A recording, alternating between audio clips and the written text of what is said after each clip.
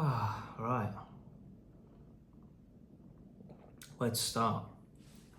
So in today's video, I wanted to talk about those things that I wish I knew at the start of the entrepreneurship journey.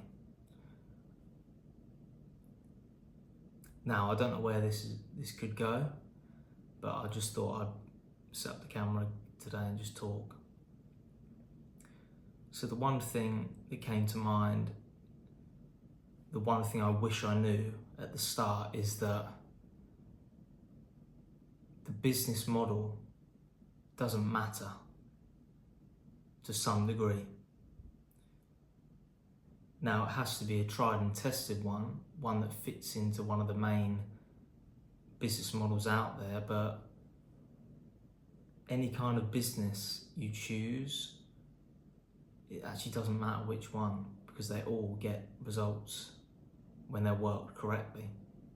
And I didn't know that at the time, and when I was starting out, I had the shiny penny syndrome of things. I started out on Amazon FBA. I made a few thousand with that, but then something shiny came along, and it was property, and it was then deal packaging. Did a course on that, wasn't too interested, and then I actually settled on rent to rent, HMO, and that worked out pretty damn well. But when I look back, it didn't matter what the actual business model was. I could have had success in any of them, but then that wasn't down to the business model, it was actually the person I was being. And so now I know this, it keeps me in the same business model, because it's more about the time spent in the actual model rather than which one's best. Now, don't get me wrong, I've now settled on the info product, and there's a reason I'm not going back to Amazon FBA or back to property and things like that. But yeah, it helps to just pick the boat you're in and stick with it, because the truth is, in terms of picking a niche, the actual best niche is the one that you're in for the most amount of time. The worst niche is the one you just got into because you don't know your market, you just don't have enough experience in that field. And so it's about time in the game that matters most.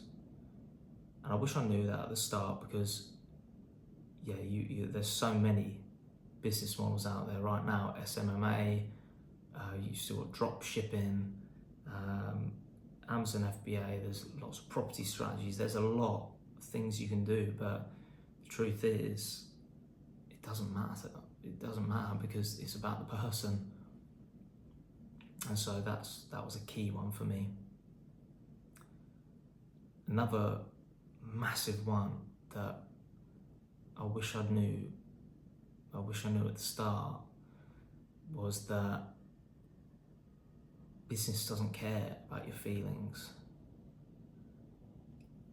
If you learn that cold calling your prospects and your potential clients is the number one activity to get you customers in the door and get new clients, that any feelings around that doesn't matter. You need to still do that activity regardless of how you feel.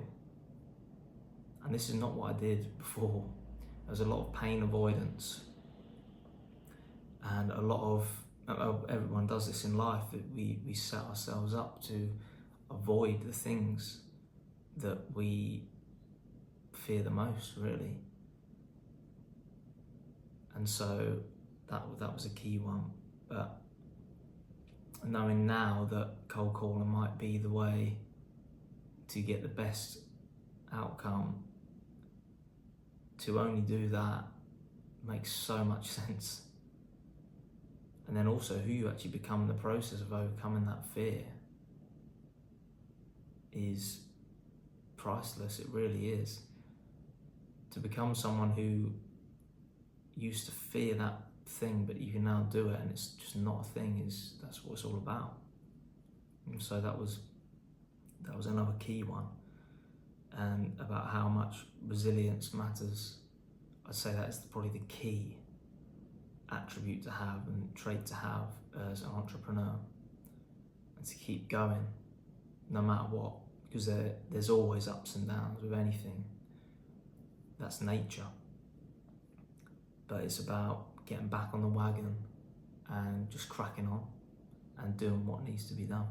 Another thing is about how to be adaptable, because you could be presented with circumstances right now that it actually looks pretty good, and it's like, wow, you know what, I can work with this. But if that was to change, are you still going to stay in the game, or is that going to take you out of the game? Can you adapt and overcome? That's another big trait to have. I'd say if I was to give a piece of advice to my younger self, it would be to play the long game. And this goes for anything at all. If I wanted to learn the piano, for example, 10 minutes a day, what that would have looked like in 10 years of efforts, it's crazy to think. That's a lot of time spent doing that activity. And it goes for anything. In business, you spend 10 years in your market, in your industry. You can't not have an unmatched expertise and unmatched experience in your field. One of the biggest breakthrough moments was realizing that my reality is just my own reality. There's how the world is objectively, but then there's the filter in which I see it through. Thinking that sales is hard or money's hard to come by, to then move into a space where money is so ridiculously abundant. If you just look out your window right now, you see millions of pounds worth of property and assets and cars and all these things just outside your window alone. And so the abundance of wealth is crazy.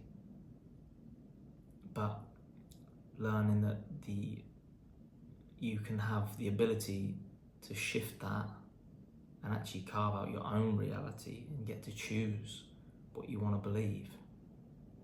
Because we learn that